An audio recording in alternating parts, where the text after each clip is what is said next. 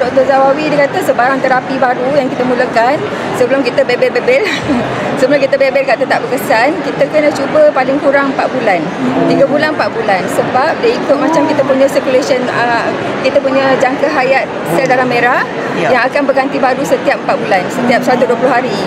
So kadang-kadang kita tak tahu benda ni berkesan ke tak berkesan ke. So adakah kita dah mulakan secara maksimum, secara constant selama 4 bulan, maknanya dos yang cukup dan tempoh yang cukup sebelum kita nak komen lah.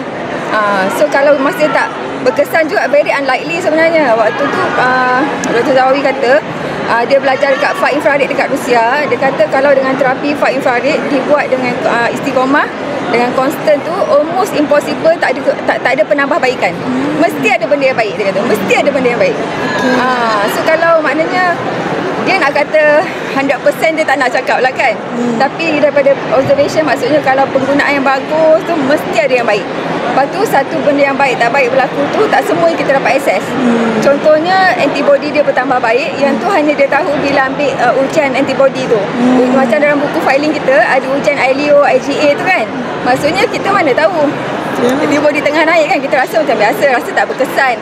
Dia mungkin nak kata berkesan tu pada sakit lutut dia contohnya. Tapi sakit lutut dia tak berkurang sangat. Lepas tu dia kata tak berkesan langsung. Tak boleh. Dia tak ukur antioksidan, dia tak ukur antibody. Mungkin yang tu dah berlaku penambahbaikan dengan banyak, cuma yang tak sedar, dia tak sedar kan. Macam itulah. Thank you. Okay.